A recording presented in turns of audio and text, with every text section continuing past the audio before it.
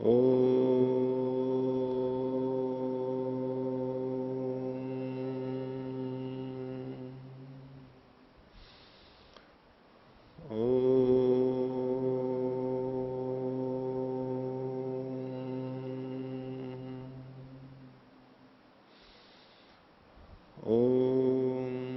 सहनावतु सहनौ भुनक्तु सह वीर्यं कर्वावहै तेजस्विनावधीतमस्तु मा विद्विषावहै।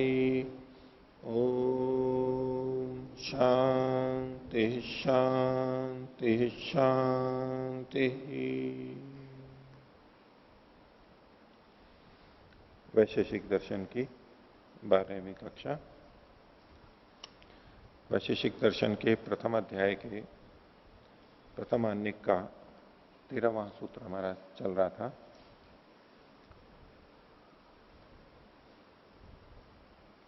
इसके बचे हुए भाष्य को हम देखें उससे पहले यदि किन्हीं को कुछ और पूछना है तो पूछ सकते हैं। ओम आचार्य, गतायां कक्षायां केनापि पृष्टं यत् मुशलादीनां बिना प्रयत्नेन अधगमनम् अवक्षेपणाख्यं कर्म भवति न वा इति। तर्हि भवता अभिहितं यत् भवति इति, परम् आचार्येण उदयवीरेण 20तमे पृष्ठे अभिहितं यत् प्रयत्नपूर्विका क्रिया एव अवक्षेपणाख्यं कर्म भवति इति। तर्हि कर्मसु उभयं प्राप्तं, प्रयत्नपूर्वकम् अप्रयत्नपूर्वकं च। तर्हि किमत्र न्याय्यम् इति जायते शंका।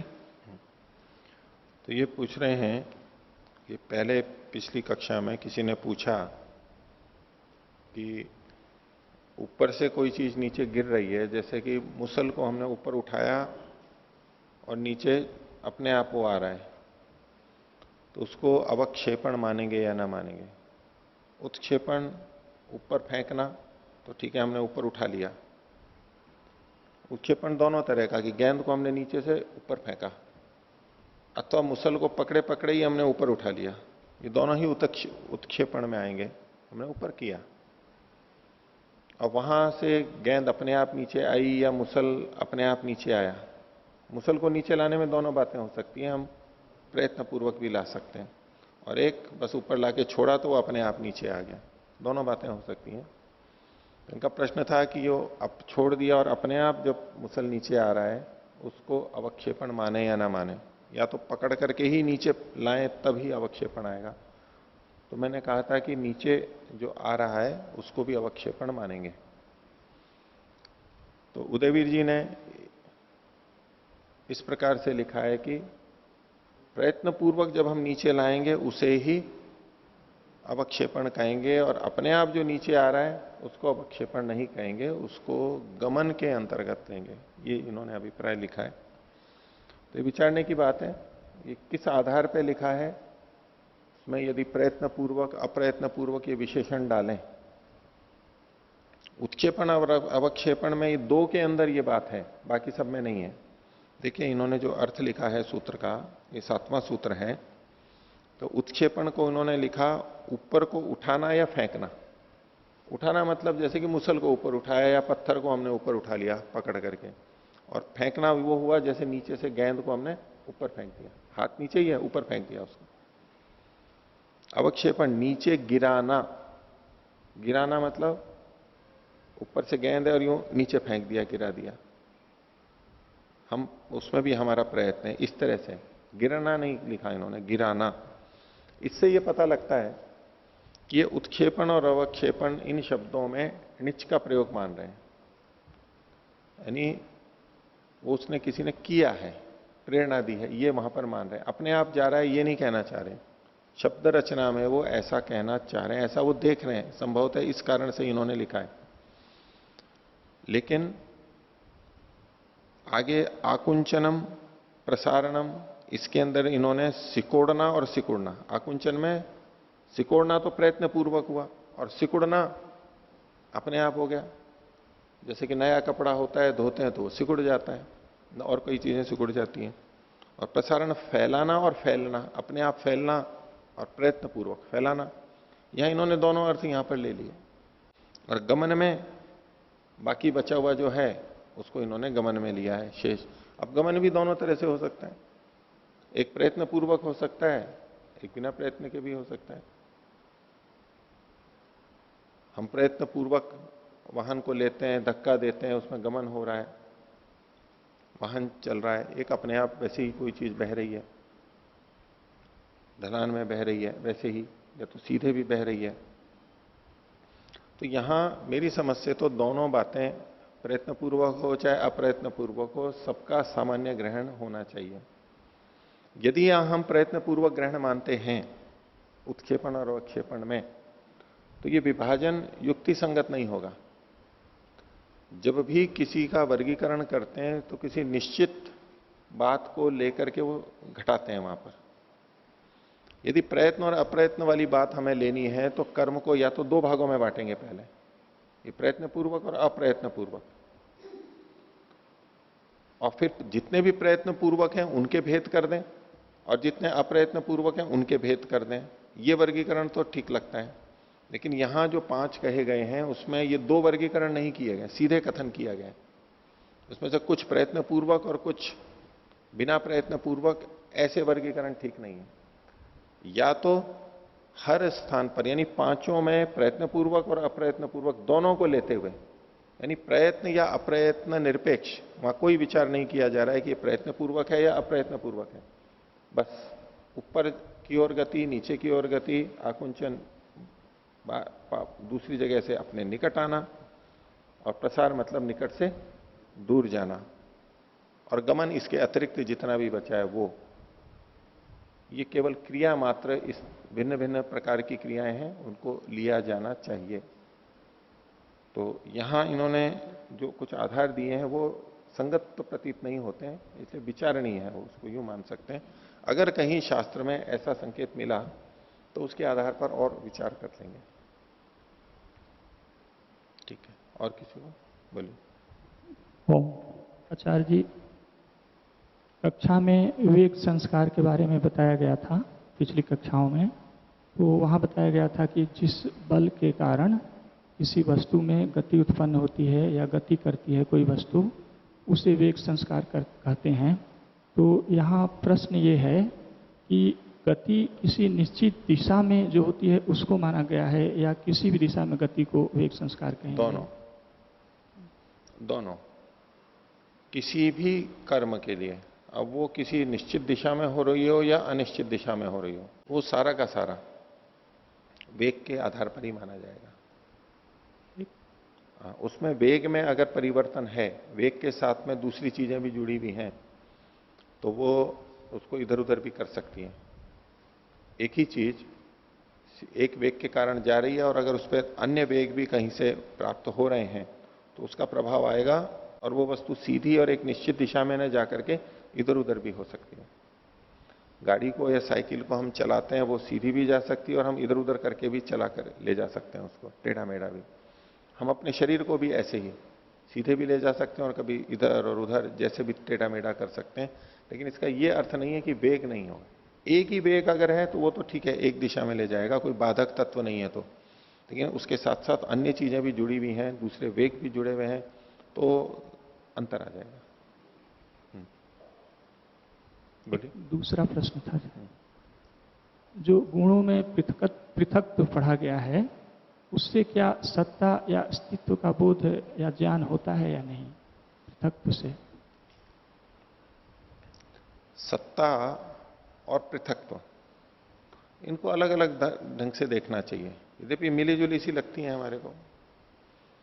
सत्ता तो निरपेक्ष रूप से एक वस्तु की भी हमें प्रतीत हो सकती है।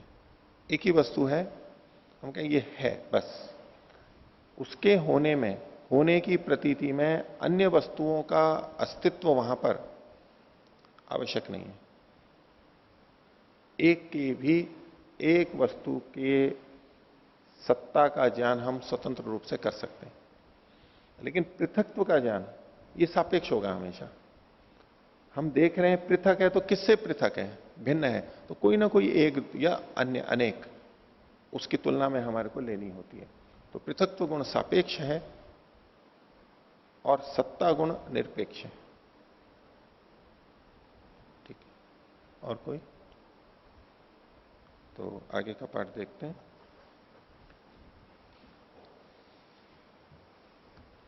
तेरहवें सूत्र को हमने देखा था, उभय था गुणा।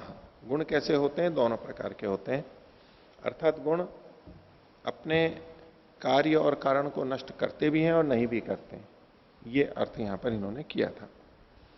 अब आगे 13वें सूत्र के भाष्य में ही देखिए, नीचे हम देख रहे हैं। अब ये कुछ उदाहरण दे रहे हैं यथा करके।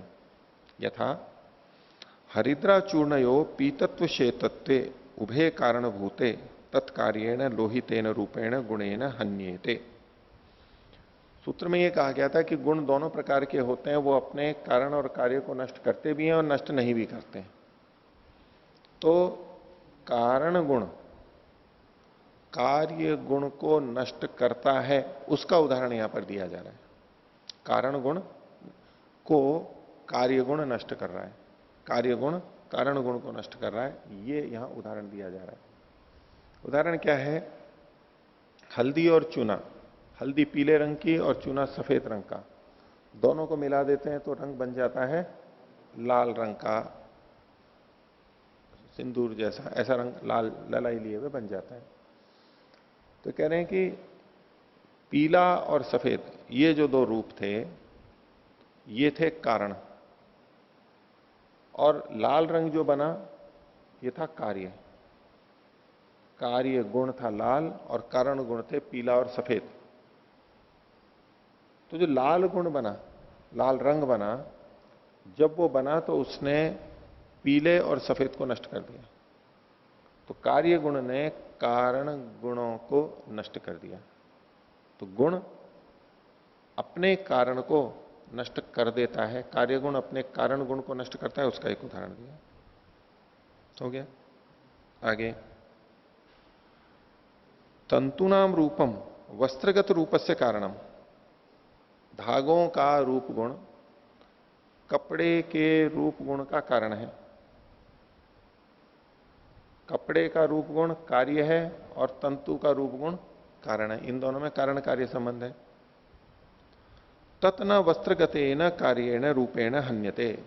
वस्त्र में जो रूप गुण आया तो वस्त्र का रूप गुण उत्पन्न हुआ। वस्त्र बनने से पहले रूप गुण धागों में था, वस्त्र बनने पर वस्त्र का भी रूप आ गया। तो वस्त्र का रूप कार्य रूप गुण उत्पन्न होने पर भी वो तंतुओं के रूप गुण को नष्ट नहीं करता है। तंतुओं का रूप गुण यथावत रहता है और वस्त्र का भी रूप आ जाता है। तो कार्य गुण अपने कारण गुण को नष्ट नहीं भी करता है, नष्ट भी करता है, नष्ट नहीं भी करता है, ये इन्होंने कहा था। तो ये दो उदाहरण दिए। कार्य गुण अपने कारणों को नष्ट करता भी है, जैसे लाल गुण पीले और सफेद रंग को नष्ट कर देता है हल्दी चूने में, और कार्य गुण यानी कपड़े का रूप गुण तंतु के रूप गुण को यानी अपने कारण गुण को नष्ट नहीं भी करता है।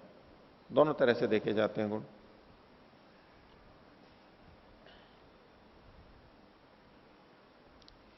ये तो बताया था कार्य कारण को नष्ट करता भी है और नहीं नष्ट नहीं भी करता है। अब दूसरा देखिए कि कारण गुण अपने कार्य गुण को नष्ट करता भी है और नहीं भी करता है। कारण गुण कार्य गुण को नष्ट करता है या नहीं करता है, ये देख रहे हैं। तो पहले बताया आद्य शब्द कारणभूत स्वानंतरम कार्यम न हंति।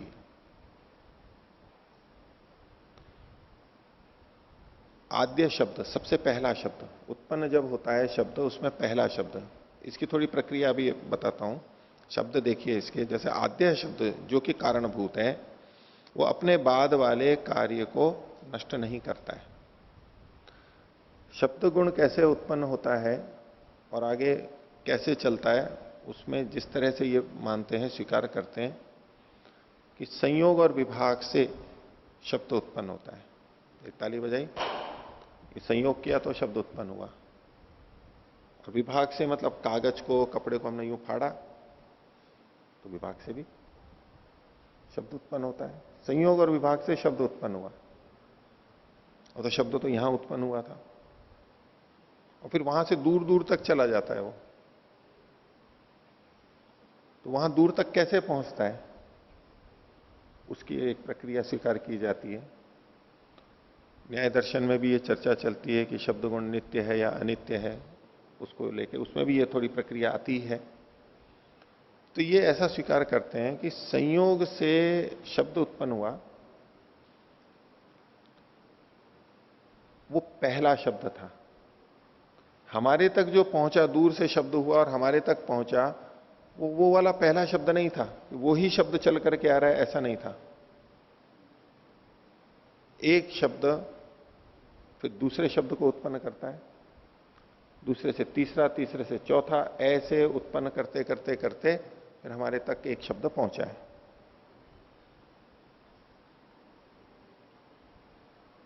वैसे हमें क्या प्रतीति होती है, वही शब्द चल करके आया है। लेकिन ये किस तरह से स्वीकार करते हैं कि शब्द तो चूंकि उत्पन्न होता है और नष्ट हो जाता है, देर तक नहीं रहता है, तो अपने समान दूसरे गुण को, दूसरे शब्द गुण को उत्पन्न कर देता है। और यहां पर भी वेग को भी स्वीकार करते हैं, संयोग को भी स्वीकार करते हैं। ये जो संयोग हुआ उससे शब्द उत्पन्न हुआ, अब वहां से शब्द हमारे तक पहुंचा। यहां जो वायु के कणों में धक्का लगा,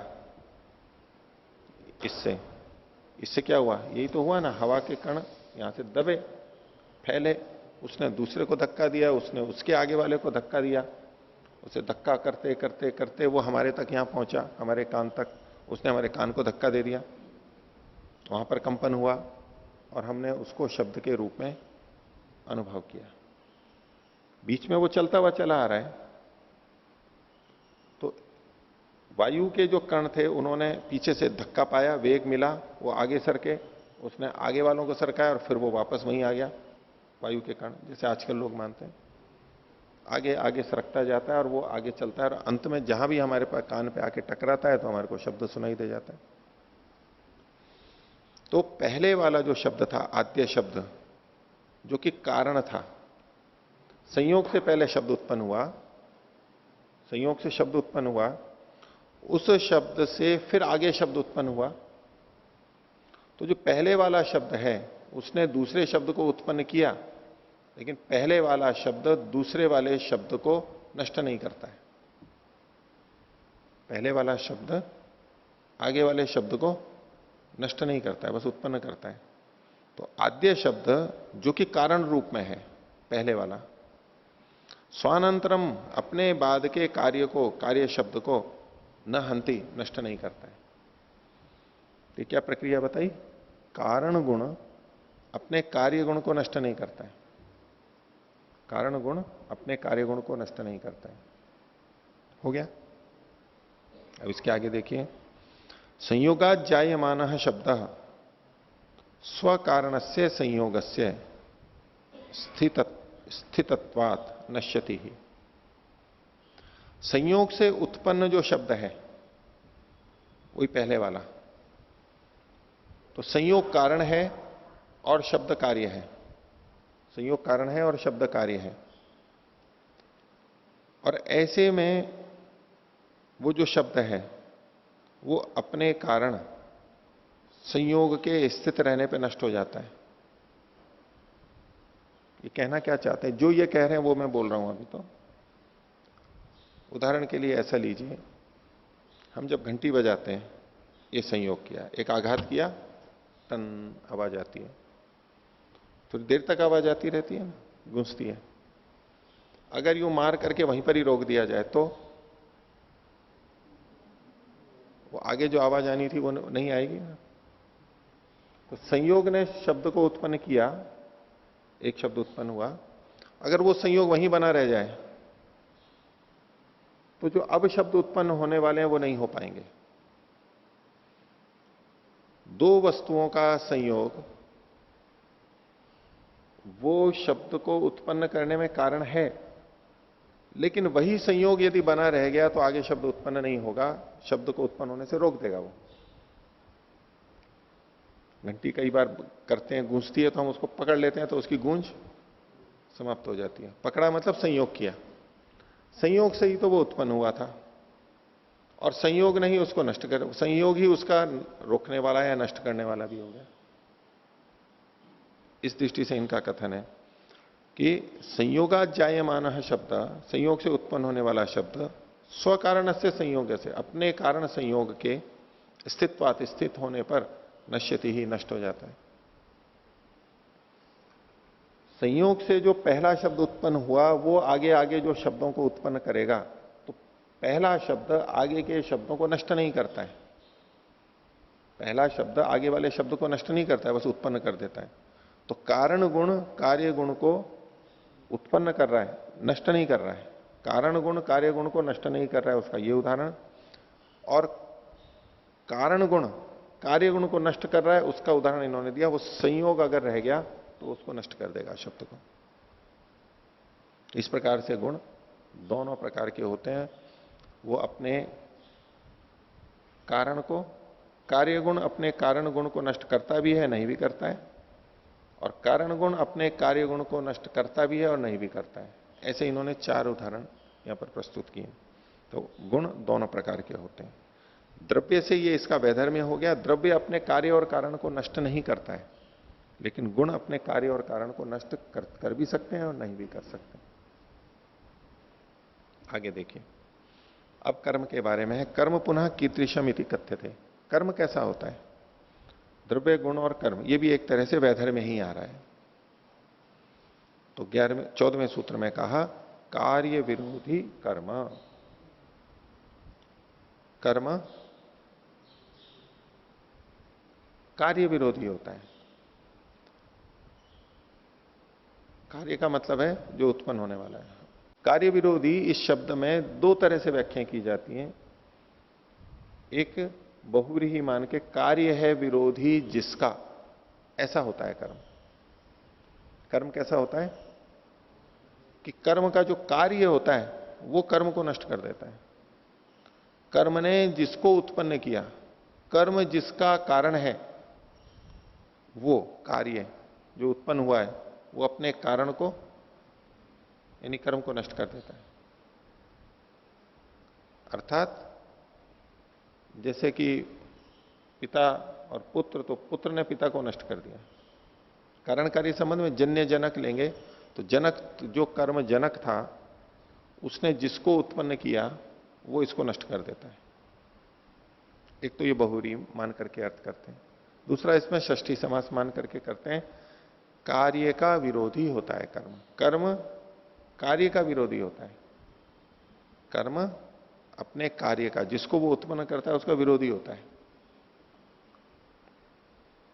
देखिए भाष्य के अंदर उदाहरण भी ये बताएंगे। तो पहले बहुरी वाला अर्थ किया इन्होंने, कार्यम विरोधी यस्य तथा भूतम कर्म। कर्म कैसा होता है? कार्य है विरोधी जिसका, उसका अपना कार्य उसका विरोधी होता है। इसी को खोल रहे हैं, कर्म खलु स्वकार्येण विरुध्यते विरम्यते विनश्यते।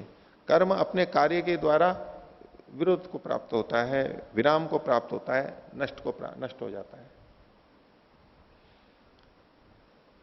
अब दूसरा अर्थ कहना, यद्वा कार्य से विरोधी कर्म कार्य काले नावतिष्ठते। कि कर्म है अपने कार्य का विरोधी होता है। ये षष्ठी तत्पुरुष वाला अर्थ है, कार्य का विरोधी होता है कर्म। उसका मतलब क्या लिया इन्होंने कि कार्य काले नावतिष्ठते, उसका जो कार्य है उस समय वो रहता नहीं है। कर्म जिस कार्य को उत्पन्न करता है, जिसको उत्पन्न किया है उसके साथ में वो रहता नहीं है। यही विरोधीपना हो गया। जो विरोधी होते हैं वो साथ साथ नहीं रहते। साथ साथ ना रहना मतलब विरोध, साथ साथ नहीं रहते मतलब विरोधी। तो कर्म जिस कार्य को उत्पन्न करता है उसके साथ में नहीं रहता है, बस उसको उत्पन्न कर देता है और अलग ही रहता है। अलग क्या रहता है? वो नष्ट ही हो जाता है, इसलिए उसके साथ रह ही नहीं सकता है। ये दूसरे ढंग से अर्थ किया। कार्य काले नावतिष्ठते। आगे, कर्म खलु न कारणवधकम नापि कार्यवधकम। कर्म न तो अपने कारण का वध करता है, न अपने कार्य का वध करता है।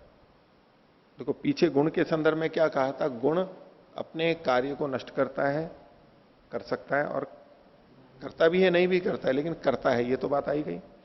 और अपने कारण को भी नष्ट करता है और नहीं भी करता है। तो करता है, ये भी बात आ गई।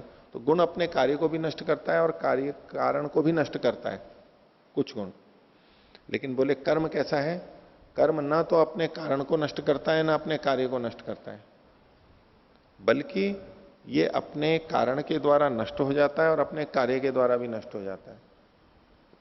ये नष्ट नहीं करता, ये स्वयं नष्ट हो जाता है। इसलिए कहा कर्म खलु न कारण बधकम, न तो अपने कारण को नष्ट करता है, ना भी कार्य बधकम, न अपने कार्य को नष्ट करता है, उसका वध करता है, किंतु तत्तु वध्यम एव अस्ति, वो तो स्वयं नाश होने योग्य, स्वयं नष्ट हो जाता है उनसे। किनसे? संयोग आदि ना स्वकार्येण, संयोग आदि अपने कार्य के द्वारा। स्वकार्येण को आगे खोल रहे हैं, कार्य द्वारेण कर्मणो वध्यत्वात्, कार्य के द्वारा कर्म का वध हो जाने से। इसको थोड़ा सा समझिए, ये कैसे कहना चाहते हैं। कर्म से संयोग उत्पन्न होता है, कर्म हुआ, ये संयोग हो गया। तो कर्म तो है कारण और संयोग है कार्य। कर्म तो है कारण और संयोग है कार्य। तो जैसे ही ये कर्म यहां संयोग हुआ, अब कर्म रहा या नहीं रहा? कर्म नहीं रहा ना, रुक गया ना, आकर के रुक गया। इसको किसने रोका? ये संयोग नहीं। अगर संयोग नहीं होता तो चलता जाता है। इस कर्म ने संयोग को उत्पन्न किया और इसी संयोग ने कर्म को रोक दिया। तो कार्य है विरोधी जिसका, कर्म ने जिस संयोग को उत्पन्न किया था उसी वही संयोग इस कार्य का, कर्म का विरोधी है। कार्य है विरोधी है, संयोग रूप कार्य अपने कारण कर्म का विरोधी है। ऐसा कर्म होता है, ये जिसको उत्पन्न करता है वो इसको नष्ट कर देता है। कार्य विरोधी कर्म। दूसरे ढंग से देखो, ये जो कर्म है वो कार्य का विरोधी होता है। अर्थात जिस समय कार्य रहता है उस समय कर्म नहीं रहता है, आपस में विरोध है, साथ साथ नहीं रह सकते। तो क्रिया हुई, आकर के संयोग हुआ, जैसे ही संयोग हुआ इसके साथ, संयोग के साथ साथ कर्म नहीं रहा ना, संयोग के साथ में कर्म नहीं रहा। ऐसा संयोग जो ये जहां रुक गया, ऐसा उस दूसरे ढंग से अर्थ घटेगा। संयोग को जिसने उत्पन्न किया, कर्म चूंकि क्षणिक होता है, इसलिए बस वो नष्ट ही हो जाता है, वो नष्ट ही हो जाएगा। तो कर्म हमेशा नष्ट होने वाला होता है, वो दूसरों को नष्ट नहीं करता बल्कि वो नष्ट हो जाता है। आगे देखिए, अथच पुनः प्रवृत्तम कर्म पूर्वोत्पादितम संयोगम कार्यम विरुणत्थि। अब दूसरे है कार्य विरोधी कर्म का एक दूसरा अर्थ ले रहे हैं कि जो कर्म है वो अपने कार्य को नष्ट कर देता है। किस तरह से? तो कहा कि पुनः प्रवृत्तम कर्म, दोबारा उत्पन्न हुआ कर्म, पहले वाला नहीं, दूसरा कर्म, पूर्व उत्पादित संयोग को, कार्य को विरुणद्धि विनाशयति इति, नष्ट कर देता है। कैसे? कि एक क्रिया चल रही है, करते करते संयोग हुआ, कर्म ने संयोग को उत्पन्न किया और संयोग होते ही क्रिया समाप्त हो गई पहले वाली। लेकिन अगर फिर क्रिया उत्पन्न होती है, यह हाथ फिर यूं चला गया, ये फिर क्रिया हुई, तो इस पुनः उत्पादित जो क्रिया है उसने उस संयोग को नष्ट कर दिया। पहले कर्म ने जिस संयोग को उत्पन्न किया था, उसके बाद में जो दूसरा अगर कोई कर्म हो गया, इधर उधर कुछ भी कर्म हो गया, तो पहले वाले उत्पन्न संयोग को नष्ट कर देता है। इसलिए इन्होंने कहा अतः जब पुनः प्रवृत्तम कर्म, नया जो प्रवृत्त कर्म है वो पूर्व उत्पादित संयोग को, पिछले कर्म से जो संयोग उत्पन्न हुआ था उसको नष्ट कर देता है। कर्म ने ही तो संयोग को उत्पन्न किया था और कर्म ने ही संयोग को नष्ट किया है। बिना कर्म के संयोग नहीं हो सकता है, और संयोग हो गया है, अब संयोग को नष्ट करना है तो कैसे होगा? कर्म ही उसको नष्ट करेगा और कोई नष्ट नहीं कर सकता है। बिना कर्म के आप संयोग को नष्ट कैसे करोगे?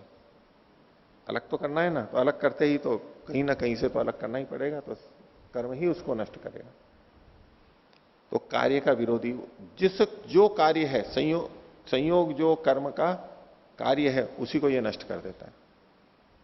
तो इस प्रकार से कार्य विरोधी कर्म, कर्म अपने कार्य का विरोधी होता है। इति द्रव्य गुणाभ्याम वैधर्म्यम कर्मणा, ये जो विशेषता है कर्म की, ये द्रव्य और गुण दोनों से भिन्न है।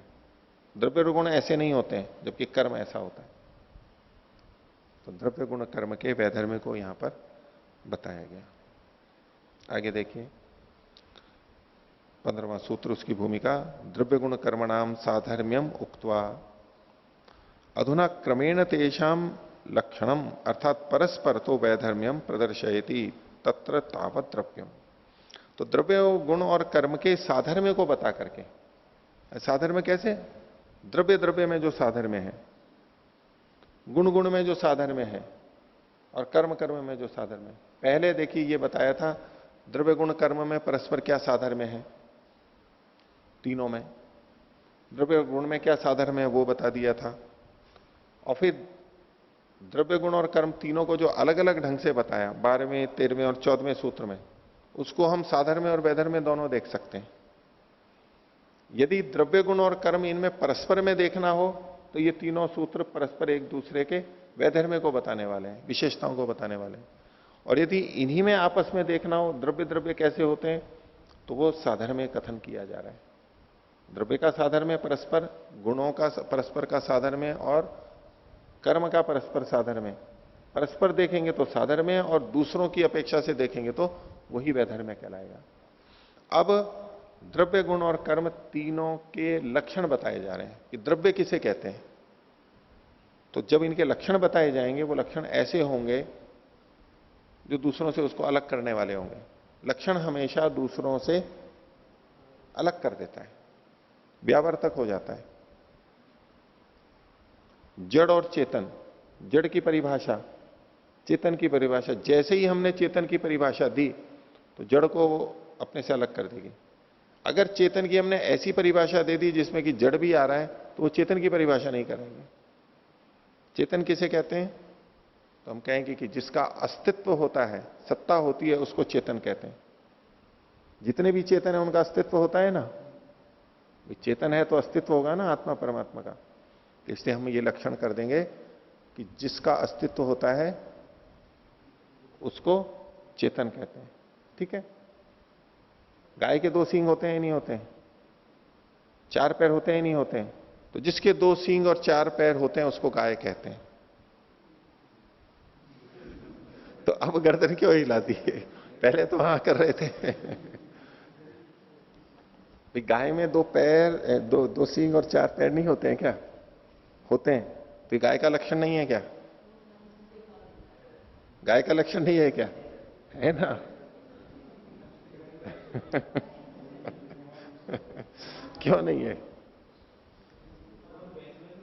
ये तो भैंस में भी होते हैं, ये तो बकरी में भी होते हैं। अर्थात यदि हमारा लक्षण दूसरी चीजों में भी घट रहा है तो वो लक्षण नहीं कहलाता है। लक्षण क्या होता है?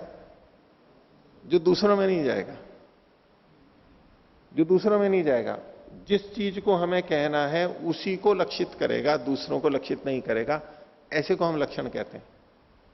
और अगर ऐसा लक्षण हुआ तो वो दूसरों से क्या कर रहा है? दूसरों से इसको अलग कर रहा है, पृथक कर रहा है।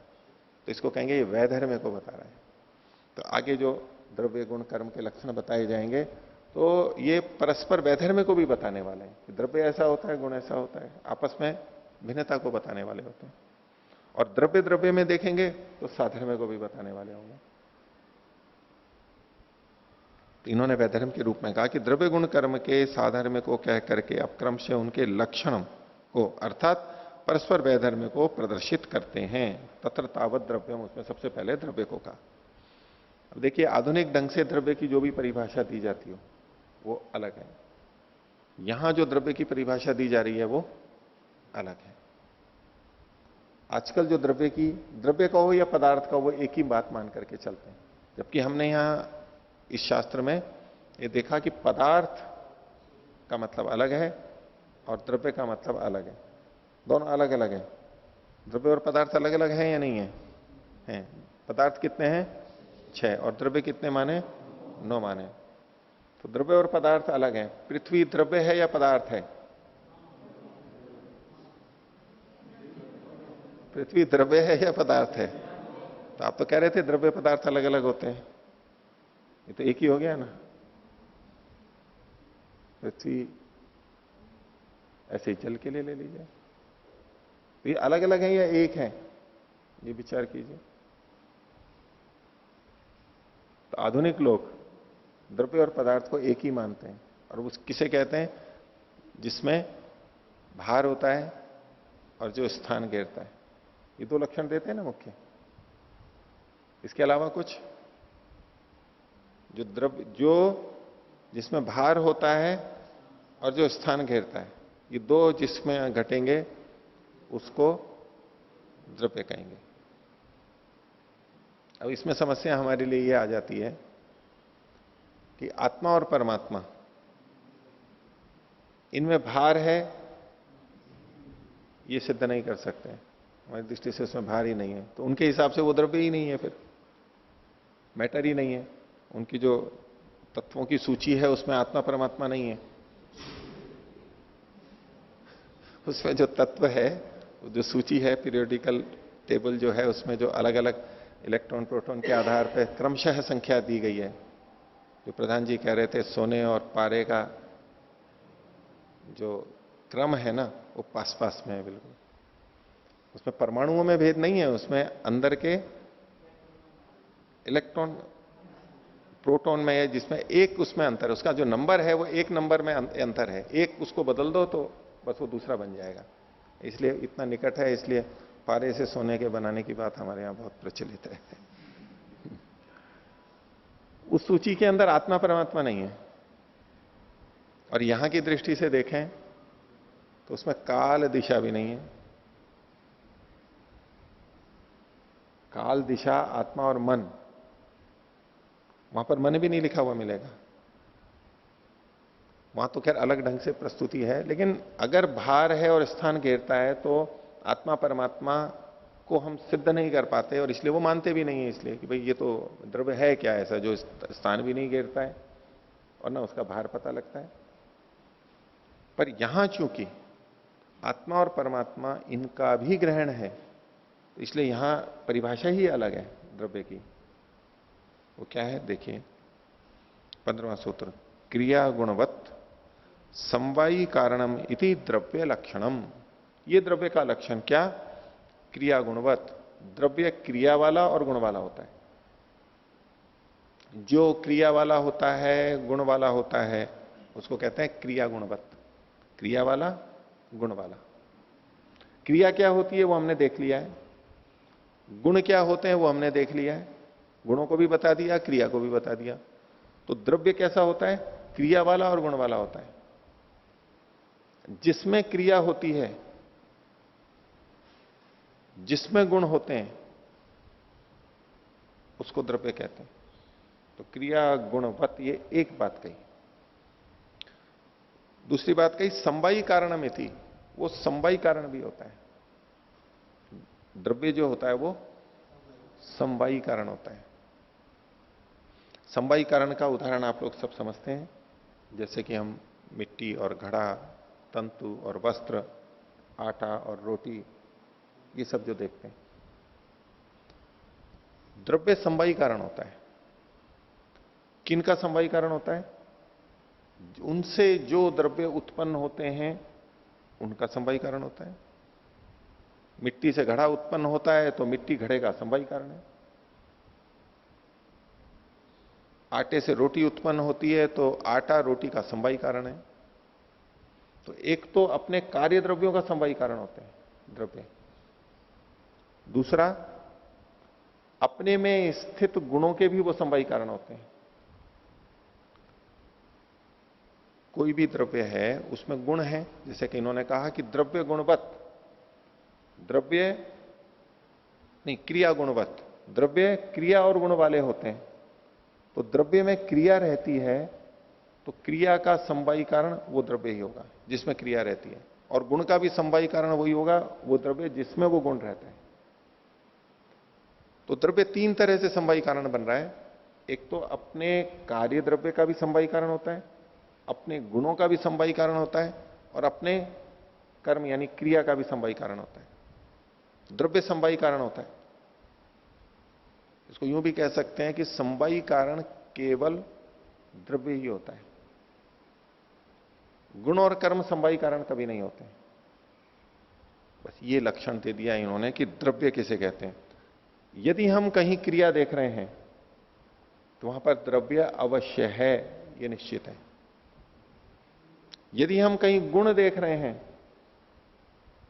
द्रव्य दिखाई नहीं दे रहा है हमारे को, तो भी कहेंगे कि यहां पर द्रव्य अवश्य है। और अगर किसी में देख रहे हैं कि ये समवायी कारण है किसी चीज का, किसी गुण का या कर्म का या कार्य द्रव्य का, तो कह सकते हैं कि ये द्रव्य है। यदि हम ये सिद्ध कर लें कि ये समवायी कारण है तो वो द्रव्य ही होगा। हमारे को सुगंध आई तो सुगंध आई, गंध आई, गंध क्या है? द्रव्य है, गुण है या कर्म है? गुण है। गुण के अंदर गिना है। बोले गंध आ रही है, किसकी गंध आ रही है ये नहीं पता है। तो पुष्प दूर है, मरी हुई छिपकली दूर है, तो वो तो वहां है और गंध यहां पर आ रही है। तो हमारे पास क्या पहुंचा? हम तो कहेंगे गंध पहुंची, द्रव्य तो वहीं पर है। दुर्गंध है, मरी हुई छिपकली की गंध है, दुर्गंध है, पुष्प की गुलाब की सुगंध है, तो वो दोनों चीजें द्रव्य तो वहां रखे हैं, लेकिन गंध तो यहां आ रही है। तो हमें क्या लगेगा कि ये गुण बिना द्रव्य के हैं। लेकिन इस आधार पे हम कह सकते हैं कि यदि गुण है तो द्रव्य तो वहां पर अवश्य होगा। वहां से कुछ कण द्रव्य रूप में उड़ करके वायु में बहते हुए हमारे तक पहुंच गए, द्रव्य भी है वहां पर। आधुनिक विज्ञान भी मानता है। ऐसे ही केवल गंध गंध गुण चल करके वहां से आ जाए ऐसा नहीं, कभी भी नहीं होगा। द्रव्य भी आएगा साथ में। प्रकाश, रूप गुण, बल्ब जल रहा है, सूर्य हो रहा है, हमारे तक प्रकाश आ रहा है, हम प्रकाश को अनुभव कर रहे हैं, तो क्या आ रहा है यहां पर? प्रकाश आ रहा है। कोई द्रव्य भी आ रहा है क्या? कुछ द्रव्य आ रहा है क्या? पकड़ेंगे तो हम कहेंगे नहीं, द्रव्य तो कुछ भी नहीं आ रहा है, वहां से कोई द्रव्य थोड़ा आ रहा है। लेकिन प्रकाश, रूप गुण तो आ रहा है, रूप गुण तो हमें दिखाई दे रहा है, उसका रूप गुण दिखाई दे रहा है। तो जहां रूप गुण है वहां द्रव्य अवश्य होगा। सूर्य से यहां तक गर्मी आ रही है तो कुछ ना कुछ द्रव्य वहां पर अवश्य होगा। तो क्रिया गुणवत, जो क्रिया और गुण वाला है उसको द्रव्य कहते हैं, और जो समवायी कारण होता हो उसे द्रव्य कहते हैं। अब ये बात आत्मा परमात्मा पे भी घटेगी, भौतिक वस्तुओं पे भी घटेगी। आधुनिक विज्ञान जिसको भी द्रव्य कहता है उसमें भी घटेगी है। वो कहते हैं कि इसमें भार है और स्थान घेरता है, हम कहेंगे हाँ ये द्रव्य है ना। क्यों? तो इसमें गुण है, इसमें क्रिया है। परमाणु है, वो द्रव्य है या नहीं है? है, उसमें क्रिया हो रही है, इलेक्ट्रॉन्स घूम रहे हैं, वो भी गति करता है, इधर उधर लाया ले जाया जा सकता है।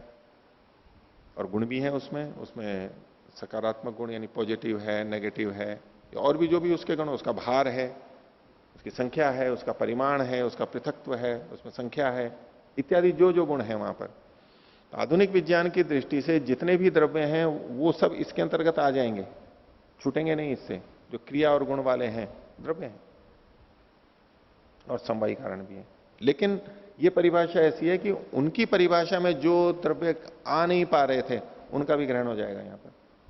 ये व्यापक परिभाषा हो, क्रिया गुणवत समवायी कारणम इति द्रव्य लक्षणम, ये द्रव्य का लक्षण हो गया। ठीक है, भाष्य देखते हैं इसका। क्रिया गुणवत, इसके समास को खोल रहे हैं। क्रिया च गुणश्च, क्रिया और गुण ये द्वंद्व समान। क्रिया च गुणश्च यस्य, क्रिया और गुण जिसके हैं, यस्मिन वा अथवा जिसमें है, दोनों अर्थ ले सकें। तदस्य अस्ति तदस्मिन अस्ति इति, दोनों ही अर्थ लिए जा सकते हैं। विद्यते तत् क्रिया गुणवत, जिसमें जिसके क्रिया और गुण है या जिसमें क्रिया और गुण रहते हैं उसको कहेंगे क्रिया गुणवत। क्रिया क्या है? तो खोल दिया क्रिया खलु उत्क्षेपण आदि कर्म, उत्क्षेपण आदि कर्म ये क्रिया हो गए। गुणश्च, गुण क्या है? रूपादि है, रूपादि गुण जो पीछे कहे गए हैं। आगे क्रिया गुण उभौ, क्रिया और गुण दोनों, यद्वा अथवा, द्वयो एको गुणों, दोनों में से कोई एक, दोनों में से कोई एक, एक कौन? गुण। यस्य यस्मिन वास्या, जिसका या जिसमें है, तद द्रव्यम भवती इति च वक्तुम शक्यते, ये ऐसा हम कह सकते हैं। न तो केवला क्रिया विद्यते यस्य, लेकिन जिसमें केवल क्रिया हो, जिसकी या जिसमें, न ही, वो नहीं कह सकते। न ही गुणम अंतरेण क्वचित क्रिया अवतिष्ठते, बिना गुण के कहीं क्रिया नहीं रहती है। अवतिष्ठते अल्प विराम लगा लीजिए।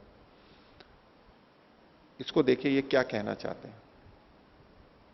सूत्र में कहा था क्रिया गुणवत, क्रिया और गुण वाला द्रव्य होता है। तो इसका हम क्या अर्थ लें? जिसमें क्रिया भी हो और गुण भी हो, दोनों हो, उसको द्रव्य कहना चाहते हैं, अथवा जिसमें केवल क्रिया हो तो भी उसको द्रव्य कह सकते हैं, या जिसमें केवल गुण हो उसको भी द्रव्य कह सकते हैं। ये प्रश्न आएगा ना यहां पर। कहना क्या चाहते हैं?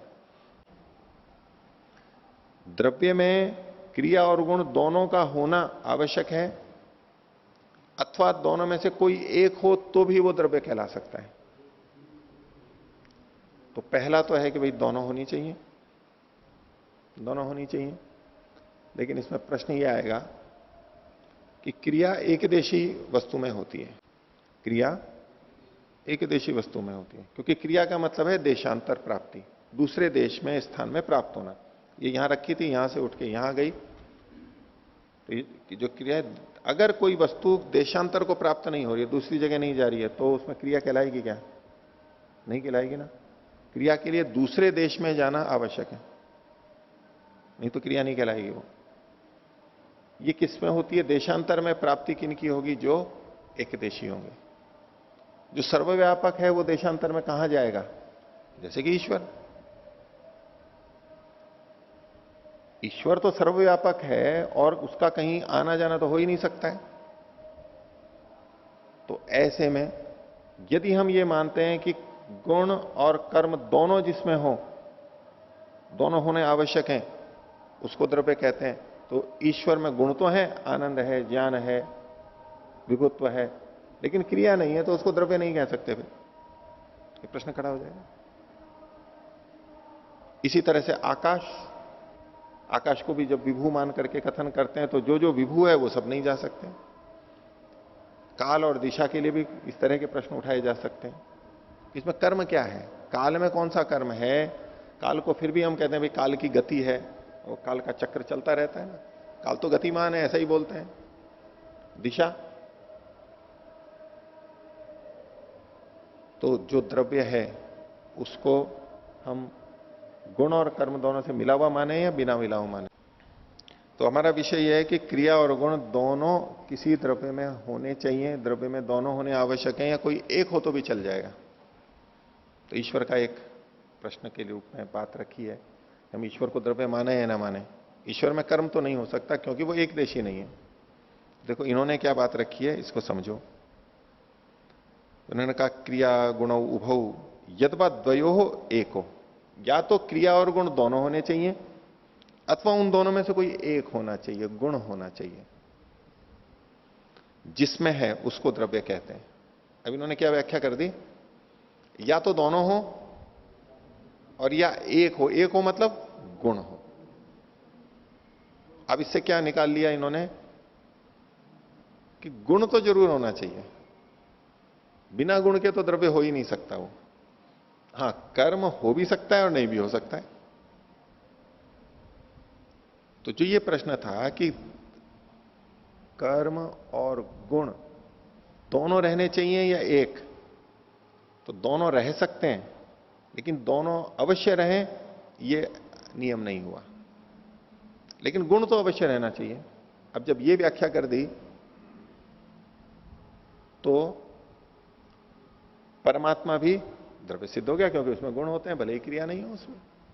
जो क्रिया रहित हैं उनको भी हम द्रव्य कह सकते हैं। ठीक है। और ये विशेष लक्षण यह है कि क्रिया हमेशा द्रव्य में ही होती है, गुण और कर्म में तो होती नहीं है, इसलिए ये लक्षण में भी ले लिया। कोई कहने लगे कि ये जो कर्म है जब सब द्रव्यों में नहीं रहता है, कुछ में रहता है कुछ में नहीं रहता है, तो कर्म को द्रव्य के लक्षण में क्यों गिना दिया? कर्म को द्रव्य के लक्षण में क्यों गिना दिया जब सब द्रव्यों में रहता ही नहीं है? बोले नहीं, गिना सकते हैं। क्यों गिना सकते हैं? क्योंकि कर्म जब भी रहेगा वो द्रव्य में ही रहेगा, ये द्रव्य की विशेषता है। बचे हुए जो गुण और कर्म है उनमें कर्म रहता ही नहीं है, इसलिए ये विशेष तो है, व्यावर्तक तो है, गुण और कर्म से भिन्न देगा, ये लक्षण तो है, लेकिन सब में नहीं रहता तो कोई बात नहीं। इनकी व्याख्या जो है उसको भी बोल रहा हूं। तो इन्होंने कहा कि एक भी रह सकता है। एक क्या है? द्वयो एको। एक कौन है? उसी को आगे उन्होंने खोला, गुणो यस्य यस्मिन् वा स्यात् तत् द्रव्यम भवति इति च वक्तुम शक्यते। ये तो कह सकते हैं, लेकिन ये नहीं कह सकते न तो केवला क्रिया विद्यते यस्य यस्मिन् वा, जिसमें केवल क्रिया रहती हो वो द्रव्य है, ऐसा नहीं कह सकते। क्यों नहीं कह सकते? उसके लिए हेतु दिया, नहीं गुणमंत्रेण क्वचित क्रियावतिष्ठते। कहीं क्रिया हो किसी द्रव्य में और गुण ना हो, ऐसा कभी भी नहीं मिलेगा। ऐसा तो हो सकता है कि किसी द्रव्य में गुण हो और क्रिया नहीं हो, लेकिन ऐसा कभी नहीं हो सकता कि क्रिया हो लेकिन गुण ना हो। जिस द्रव्य में क्रिया होगी उसमें गुण तो अवश्य ही होगा, इसलिए इन्होंने इसको विभाजन कर दिया है। न च गुणहीनानि द्रव्याणि भवंती। द्रव्य गुण से हीन कभी भी नहीं होते, गुण तो उसमें अवश्य होगा। क्रियाम अंतरेण गुणो अवस्था तुम शक्यते। और क्रिया के बिना गुण तो रह सकता है, लेकिन गुण के बिना क्रिया नहीं रहेगी। यानी जहां जहां क्रिया होगी वहां तो गुण मिलेगा ही उस द्रव्य में, लेकिन किसी द्रव्य में गुण हो और क्रिया नहीं हो, ऐसा तो हो सकता है। तो गुण बिना क्रिया के भी रह लेता है द्रव्य में। निष्क्रियाणी खलु अनवयवानी जड़ानी द्रव्याणी। भाई फिर ये बिना क्रिया वाले कौन से द्रव्य हैं? तो उन्होंने कहा निष्क्रियाणी खलु अनवयवानी जड़ानी द्रव्याणी। जो निरवयव जड़ पदार्थ होते हैं, वो जिनमें अवयव नहीं होते हैं। जो सावयव होते हैं उनमें क्रिया होगी, जो निरवयव है उनमें कोई क्रिया नहीं होगी, ये कहना चाह रहे हैं। निरवयवानी जड़ानी द्रव्याणी कौन से? दिक् काल आकाशास्तु भवंती ही। दिशा, काल और आकाश, ये कह रहे हैं कि निरवयव है। निरवयव मान करके कथन कर रहे हैं यहां पर, दिशा और काल का। आकाश का भी कर रहे हैं। आकाश सावयव निरवयव दोनों दृष्टि से देखा जाता है, अगर तात्विक दृष्टि से देखें तो दिशा, काल और आकाश के लिए इन्होंने कहा ये जो निरवयव हैं उनमें गुण तो होते हैं। तस्मात् तेषाम गुणवत्वेन द्रव्य संज्ञा। इनकी द्रव्य संज्ञा किस आधार पर है? क्योंकि गुण वाले हैं, भले ही इनमें क्रिया नहीं है। आगे कहा तथा अनवयव आत्मा द्रव्यम। आत्मा भी अनवयव है, उसके अवयव यानी घटक नहीं होते हैं, टुकड़े नहीं होते हैं। जैसे कि ईंटों का मकान हो तो ईंट उसका एक अवयव हो गया, मिट्टी से ईंट बनी है तो ईंट के अवयव हो गए मिट्टी। ऐसे तो आत्मा, जीवात्मा परमात्मा दोनों चूंकि नित्य द्रव्य हैं, ये बने नहीं हैं, तो इनके अवयव भी नहीं होते। जो चीज बनी होती है वो अवयवों से ही बनकर बनी होती है, तो ये चूंकि बने भी नहीं है इसलिए इनके कोई अवयव नहीं है, निरवयव है। तो अनवयव जो आत्मा द्रव्य है तस्य क्रियावत्वम, वो भी क्रिया वाली है। तो कैसे? आत्मा क्रिया वाली है या नहीं, ये एक बात आएगी, क्योंकि आत्मा तो एकदेशी है, तो इधर उधर उसका आना जाना हो जाता है, लेकिन अवयव नहीं है उसमें इस दृष्टि से, लेकिन क्रियावत्व है। कैसे? क्रिया स्वामित्वात्, क्रिया का वो स्वामी है इसलिए उसको क्रिया वाला कहते हैं। क्रिया करणे सामर्थ्यात्, क्रिया के करने में वो समर्थ है। चेतन आत्मा क्रिया के करने में समर्थ है, जैसे हम अपने शरीर में क्रियाएं कर लेते हैं। तो क्रिया यस्य अस्ति इति हेतु, क्रियावान का, क्रियावत का इन्होंने क्या किया था?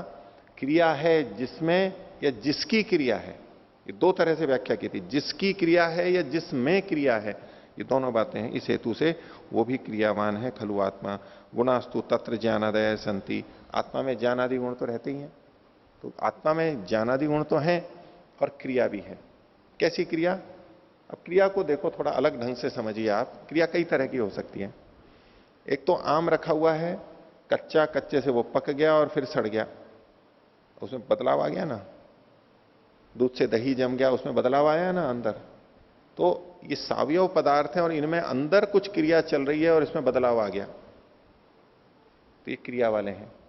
ऐसी जो परिणमन क्रिया है, बदलाव की क्रिया है, ये सावयव पदार्थों में ही होती है, ये निरवयव आत्मा में या परमात्मा में नहीं होती है। एक तो क्रिया का ये रूप है।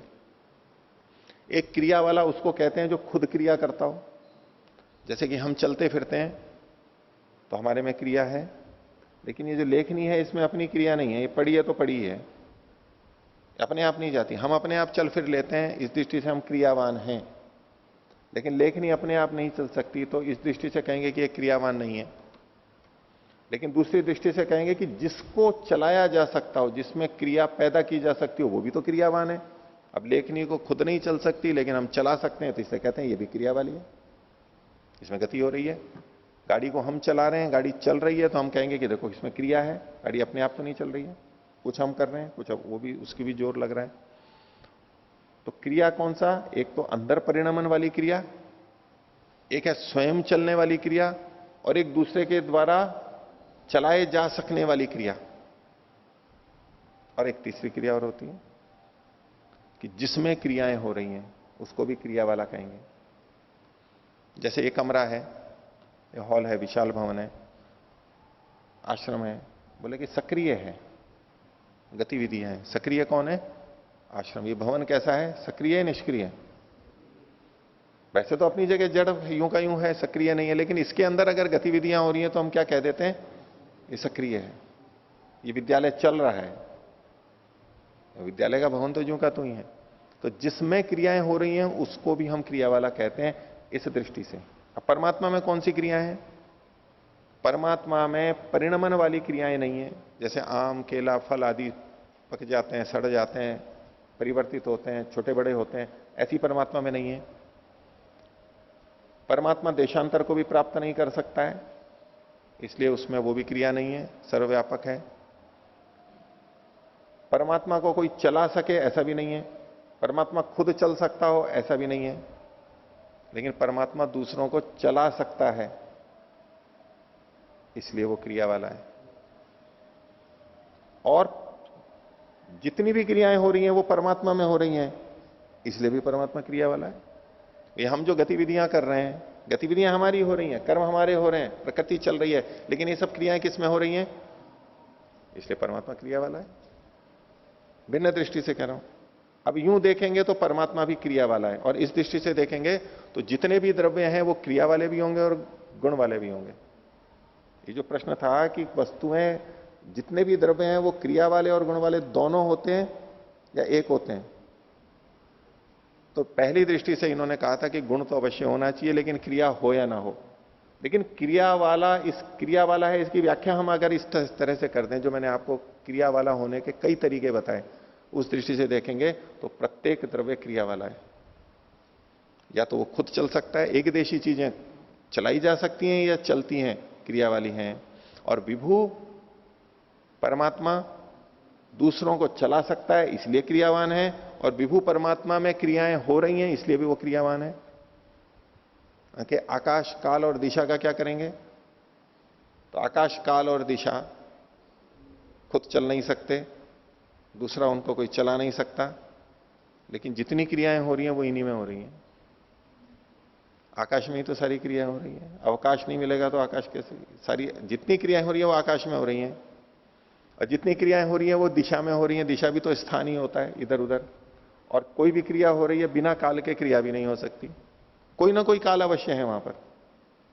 इतना सा भी क्रिया हुई है उसमें कुछ ना कुछ काल लगा है, तो काल भी वहां पर है। इस दृष्टि से देखेंगे तो काल, दिशा और आकाश भी क्रिया वाले हैं। और इस दृष्टि से देखेंगे तो हर द्रव्य क्रिया और गुण दोनों वाला है, दृष्टि भेद से। तो आज का पाठ इतना ही रखते हैं। प्रणवता ओ